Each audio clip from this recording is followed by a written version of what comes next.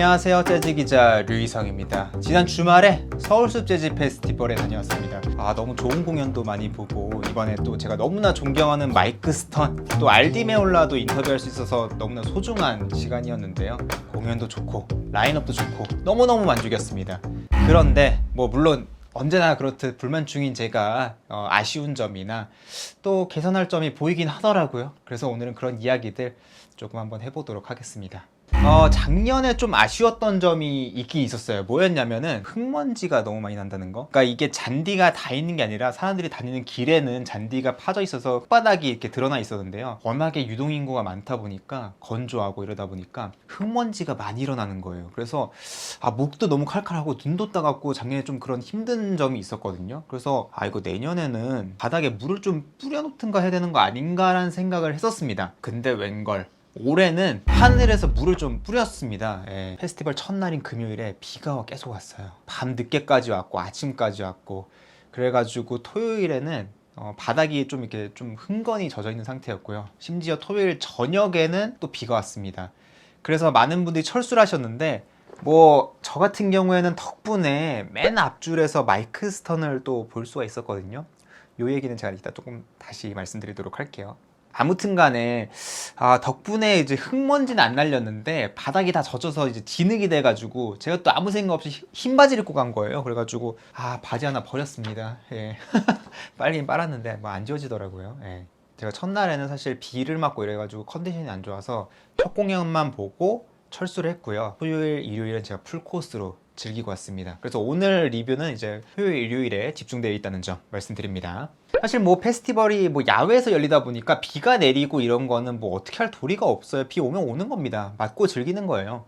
근데 진짜 제가 아쉬웠던 점이 있거든요. 뭐냐면 음식. 제가 알기로 이 서울숲의 운영 방침상 안에서 음식을 못 팔게 돼 있는 걸로 알고 있어요. 그래서 음식도 안 팔고 편의점도 없습니다. 공원 밖에 있어요. 사오거나 싸우셔야 되거든요. 그래가지고 페스티벌은 어떻게 운영이 됐냐면 페스티벌 장내로 들어올 때는 음식을 가지고 올 수는 있는데 다회용기에 담아와야 했습니다. 그래서 도시락도 싸가실 수 있고요. 음식도 준비해 오실 수 있는데 일회용기는 안 되고 다회용기에 담아가면은 자유롭게 반입이 가능을 했어요. 근데 저같이 3일 내내 아침부터 밤까지 취재하는 사람이 도시락을 어떻게 싸가겠습니까? 사 먹어야죠.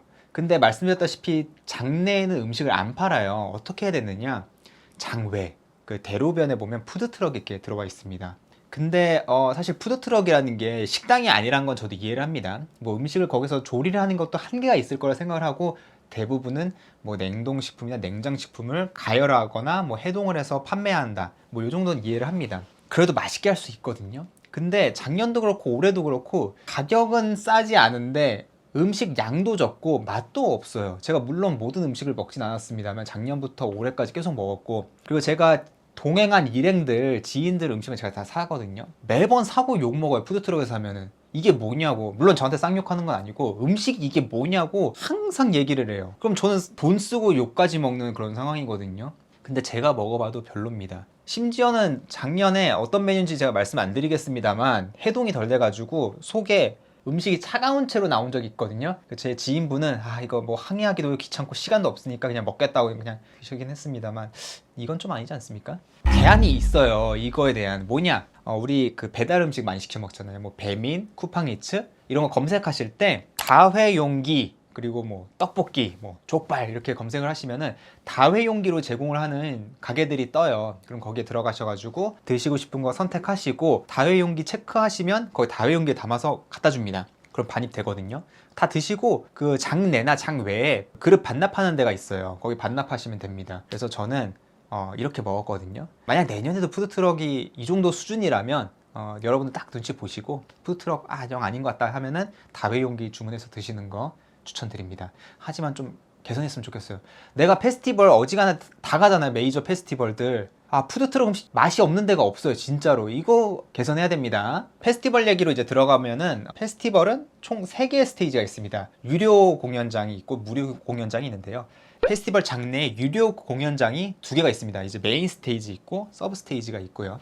그 장외에 무료 스테이지가 하나 있어요. 그것도 꽤 큽니다. 근데 저는 개인적으로 그 무료 스테이지 제일 좋아해요. 왜냐면 되게 자연 친화적이고 진짜 공원 속 숲속으로 들어와 있는 듯한 느낌이 들거든요. 장내도 너무 좋죠. 장내는 이제 라인업도 너무 튼튼하고 튼실하고 다 좋은데 거기는 진짜 행사장 느낌 나고 장외로 나오면 좀 평화롭고 숲속에 와 있는 느낌? 저는 근데 그 분위기를 너무너무 좋아합니다.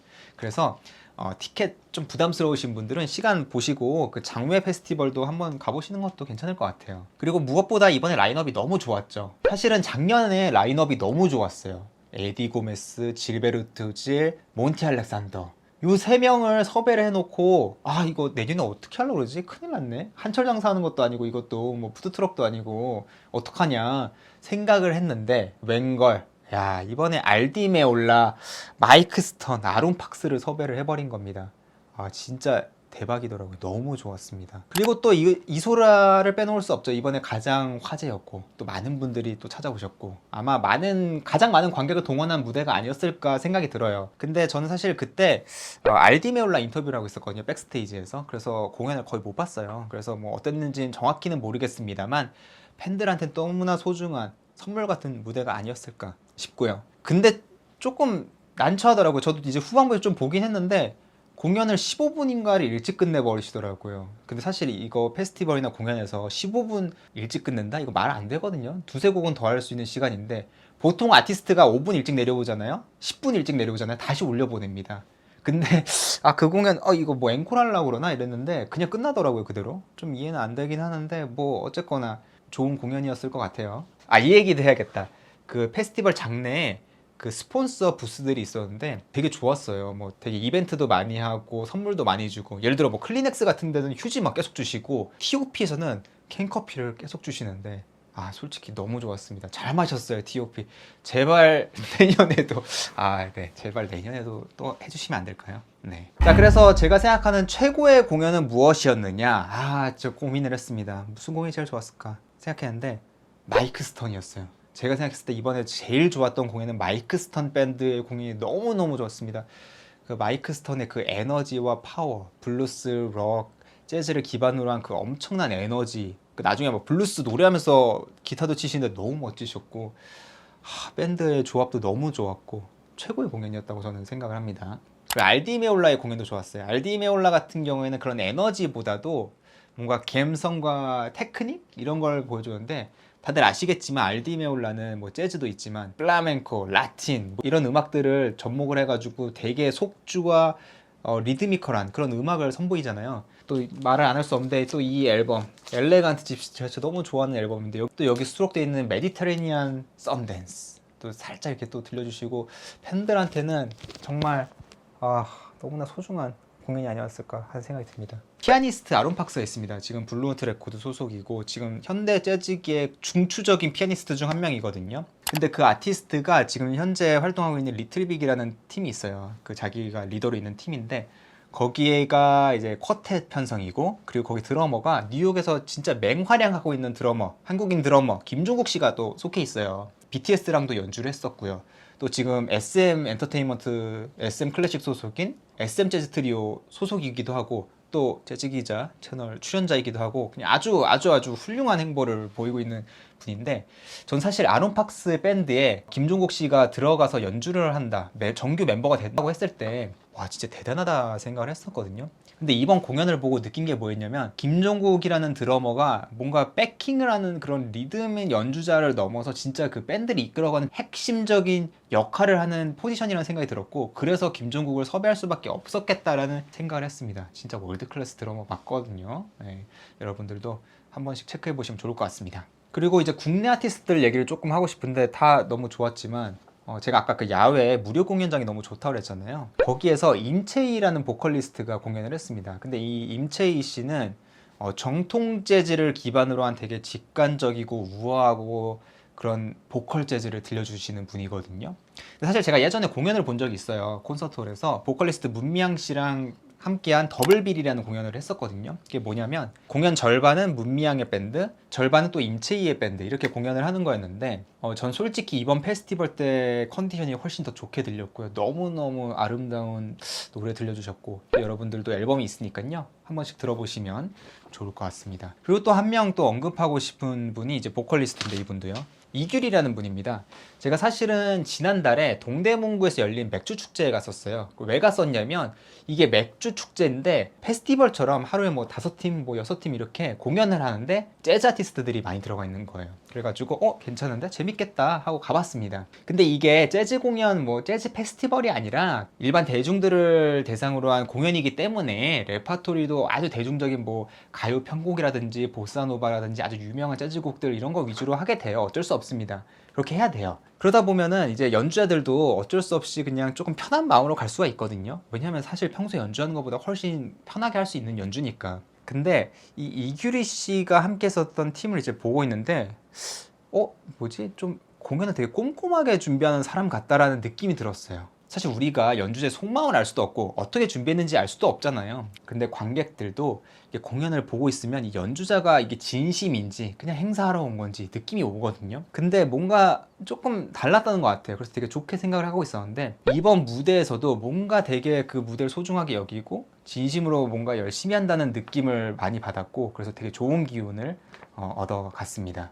그리고 제가 이번에 사실 좀 페스티벌이 저한테 좀 특별했던 이유 중 하나가 뭐냐면은 인터뷰를 했어요. 제가 사실 이번에 참여하는 마이크 스턴과 알디메올라를 인터뷰를 하고 싶었는데 사실 제가 좀 근래 컨디션이 좀 안 좋았어요. 솔직히 말씀드리자면. 그래서 근래는 인터뷰도 거의 못하고 약간 그런 상태였습니다. 그래서 못했는데 마침 서울숲 측에서 자기네들 그 소셜미디어를 위한 쇼츠 인터뷰를 찍을 건데 알디메올라랑 마이크 스턴 인터뷰를 좀 진행해 줄 수 있겠냐고 하시는 거예요. 그래가지고 촬영도 그쪽에서 다 하실 거라고 하시고 그래서 너무 좋잖아요. 그래서 제가 일정을 빼고 그걸 했습니다. 네. 사실 마감 시즌이어서 제가 조금 힘들었는데 그냥 했어요. 근데 마이크 스턴은 너무 젠틀맨, 너무 신사시더라고요. 뭐랄까 너무 상냥하시고 되게 뭔가 소녀 약간 이런 느낌, 되게 다정하시고 이런 분이셨고 사실 마이크 스턴이 2016년에 넘어지면서 어깨랑 손을 다쳤어요. 그래가지고 어깨는 수술이 잘 됐는데 손은 수술이 잘못돼가지고 손가락이 거의 굳어 있습니다. 그래가지고 피크를 잡을 수가 없게 된 거예요. 기타 피크를. 솔직하게 그런 얘기도 해주시더라고요. 그래서 지금 내 손이 이렇다. 그래서 기타를 이제 피크를 쥘 수가 없게 돼가지고 본드로 피크를 손가락에 붙여서 치고 있다. 근데 솔직히 말씀드리자면 보는 관객 입장에서 잘 몰랐거든요. 그래서 말씀드렸어요. 사실 관객들은 그걸 전혀 느끼지 못했을 거다 했더니 되게 해맑게 웃으시면서 고맙다고 하시더라고요. 다행이다고. 근데 한편으로는 과거에 이제 손가락으로 이렇게 피킹하던 시절이 좀 그립다 이런 말씀 하시는데 조금 속상하긴 하시더라고요. 근데 그분 나이가 지금 75세인가 뭐 아무튼 70대 중반이신데 진짜 연주가 기가 납니다. 다음에 내한하면 꼭 가서 보세요. 그래서 제가 사인도 이렇게 또 받았는데요. 마이크 스턴 여기에 앨범에 또 이렇게 제 이름까지 이렇게 써가지고 이렇게 또 멋지게 또 사인을 해주셨고요. 마이크 스턴이 80년대 마일스 데이비스 밴드 멤버였습니다. 그래서 그 앨범도 하나 이렇게 가져가는데 여기에도 이렇게 사인을 또 해주셨어요. 이렇게. 근데 재밌는 얘기를 해주셨는데 80년대 이때 중추적인 밴드의 제가 느끼기에는 이제 실질적 음악 감독이자 리더는 마일스라기보다는 마커스 밀러라는 베이시스트였거든요. 근데 내년에 이 마커스 밀러랑 마이크 스턴이 중심이 돼가지고 마일스 데이비스 트리뷰트 밴드를 만들 거래요. 근데 여기 그 당시 드러머였던 알 포스터라는 드러머가 얼마 전에 돌아가셨어요. 그래서 드러머는 이제 대체를 해야겠지만 나머지 멤버들은 있으니까 트리뷰트 공연을 할 것 같다. 밴드로 활동할 것 같다라고 하셔가지고 제가 꼭 한국에도 와달라. 마커스 밀러랑 마이크 스턴? 꼭 한국에도 와달라라고 했는데 오고 싶다고 하시더라고요. 네. 한번 기대해 보도록 하겠습니다. 이제 알디메올라 인터뷰 됐는데 알디메올라는 조금 달랐어요. 약간 시크하고 알디메올라 엄청 잘생겼잖아요. 멋있고 되게 시크하고 드립도 약간 센 드립도 치시고 하는데 아마 그거는 인터뷰가 공개가 안 될 것 같아요. 아무튼 안 됐으면 좋겠습니다. 네. 아무튼 간에 알디메올라 인터뷰도 해가지고 또 제가 너무나 좋아하는 요 앨범 엘레간트 집시 아까 제가 보여드리긴 했는데 여기에 또 이렇게 사인을 싹 받아왔고 알디메올라는 그 70년대 가장 유명한 퓨전 밴드 중 하나인 치코리가 이끌었던 리턴 투 포에버에 들어갔어요. 창단 멤버는 아니고 중간에 들어갔거든요. 근데 그때 들어갔을 때 나이가 19살이었습니다. 그걸 또 이제 많이 강조를 하시더라고요. 리턴 투 포에버 요 LP도 가져가가지고 사인을 받았는데 어떻게 받았느냐 이거 보여드릴게요. 네. 여기 뒤에다가 사진이 있더라고요. 그래서 사진에다 이렇게 받았고 여기 또 스탠리 클락 있잖아요. 스탠리 클락은 또 다음 달에 자라섬 재즈 페스티벌에 오는데 여기도 받을 수 있을까요? 받으면 너무 좋겠는데. 그리고 알디 메올라가 지금 70대예요 이분도. 근데 얼굴 보면 아시겠지만 한 40살 40대처럼 생겼거든요. 물어봤습니다. 아니 동안의 비결이 뭐냐, 당신 한 40살처럼 생겼다, 최소한 30살은 어려 보인다 뭐 이렇게 했더니 살짝 좋아하시면서 그때 뭐 10년 전인가 뭐 일본인 무슨 의사를 만나서 뭘 했대요. 근데 그때 제가 아까 말씀드렸지만 그때 이소라 공연이 진행이 되고 있어가지고 잘 안 들렸어요.